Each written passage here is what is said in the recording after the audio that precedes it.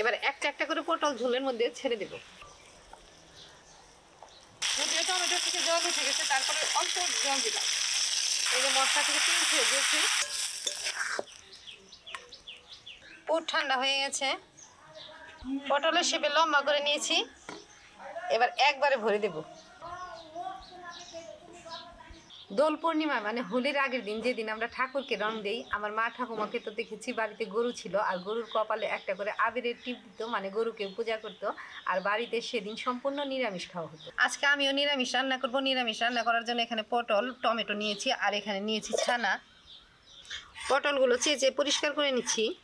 পটল, আদা, কাঁচা লঙ্কা পরিষ্কার করে নিয়েছি।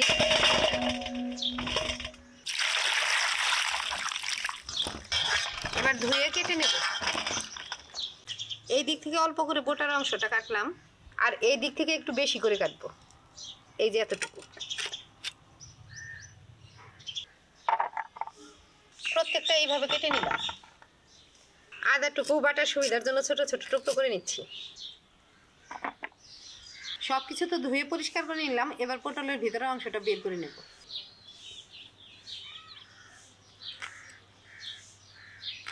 এভাবে চামচের পেছন দিক দিয়ে করলেই পটলের ভিতরের অংশটা সহজে বের করে আনা যায়।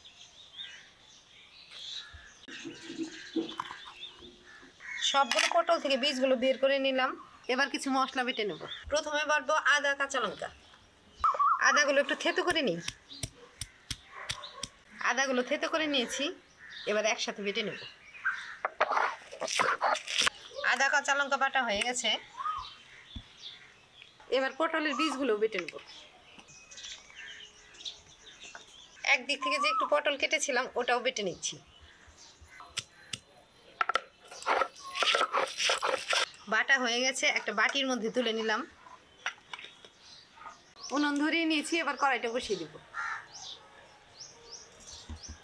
এবার এই পটলগুলোর মধ্যে নুন হলুদ মাখিয়ে নেব। দিলাম নুন, এবার দেব হলুদ গুঁড়ো। একটু ভালোভাবে নুন হলুদগুলো ভরিয়ে নিতে হবে।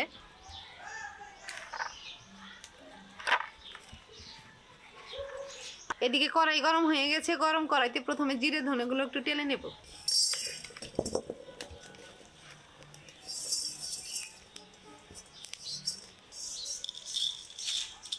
এখন গরম কড়াইতে সর্ষের তেলে নুন হলুদ মাখানো পটলগুলো ভেজে নেব। দিলাম সর্ষের তেল। তেলও গরম হয়ে গেছে, পটল দিয়ে দিলাম। ওদিকে উনুনে পটল ভাজা হতে হতে এদিকে আমি মশলাটা বেটে নেব।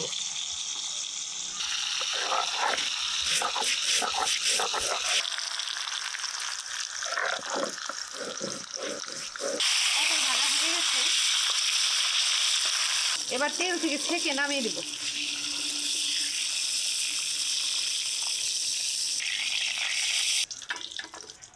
এবার পটলের ভিতরে ভরার জন্য পুর রেডি করে নেব। তেলের উপরে দিলাম পটলের বীজ বাটা, আদা, কাঁচা লঙ্কা বাটা, হলুদ গুঁড়ো, অল্প লঙ্কার গুঁড়ো, জিরে ধনে বাটা, অল্প লবণ। নেড়ে মশলাগুলো মিশিয়ে দিচ্ছি। এবার কড়াইতে ছানাটুকু দিয়ে দিব।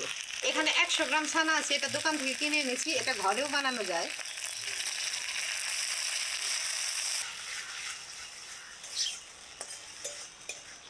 দিলাম একটু চিনি। জিরে ধনেটা একদম মিহি করে বেটে নিয়েছি, আদা কাঁচা লঙ্কার উপরে নামিয়ে দিলাম। পুরটা একদম শুকনো শুকনো করে নিয়েছি, এই যে একদম পাক এসে গেছে।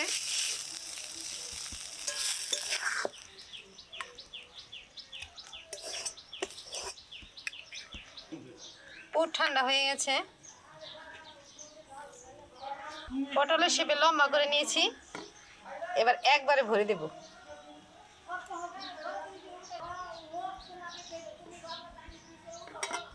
একশো গ্রাম ছানা আর পটলের অংশ, কয়টা 6টা পটলে হয়ে গেছে। আজকে মেয়ে বলছে পটলের দরমার এই গ্রেভিটা শুধুমাত্র টমেটো দিয়ে করবে, তাই আজকে এই গ্রেভি করার জন্য বড় সাইজের একটা টমেটো নিয়েছি।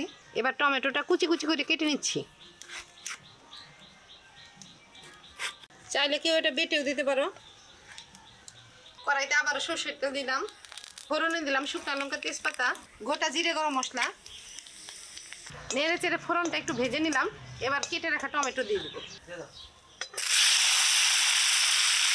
টমেটো যাতে ভালোভাবে গলে যায় তার জন্য টমেটোর উপরে দিয়ে দিলাম স্বাদ মতো লবণ, হলুদ গুঁড়ো, লঙ্কার গুঁড়ো।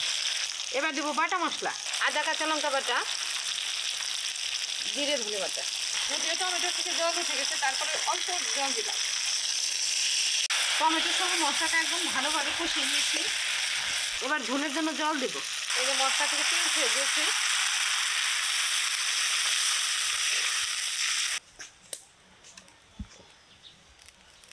ঝোল বলক এসে গেছে, এবার পুর ভরা পটলগুলো দিব। এবার একটা একটা করে পটল ঝোলের মধ্যে ছেড়ে দেব।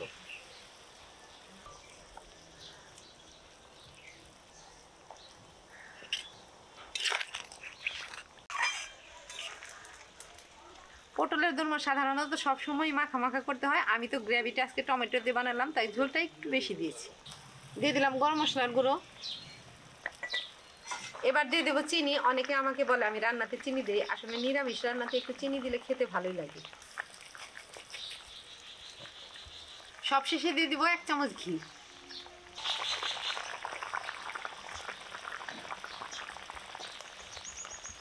ঘি গরম মশলা একটু মিশিয়ে দিচ্ছি। ঝোল অনেকটাই ঘন হয়ে গেছে,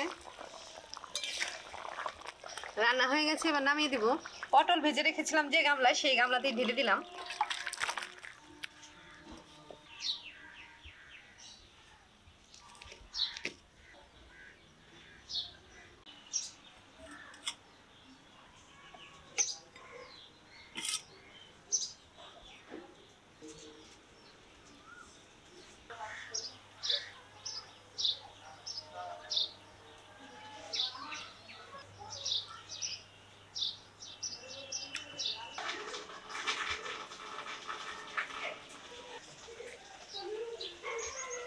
পুজো পার্বণের দিনে গরম ভাতে এমন পটলের দোরমা খেয়ে মনটা একদম ভরে গেল। কি যে ভালো হয়েছে কি বলবো। তো বন্ধুরা, এই ছিল আজকের রান্না। ছানার পুর ভরে পটলের দোরমা করলাম। আশা করি তোমাদের ভালো লেগেছে। তোমরা চ্যানেলটা ইউটিউব থেকে অর্চা কুকিং সাবস্ক্রাইব করো, ফেসবুক থেকে ফলো করো, লাইক করো, আর প্লিজ ভিডিওটা শেয়ার করে আমার পাশে থেকো।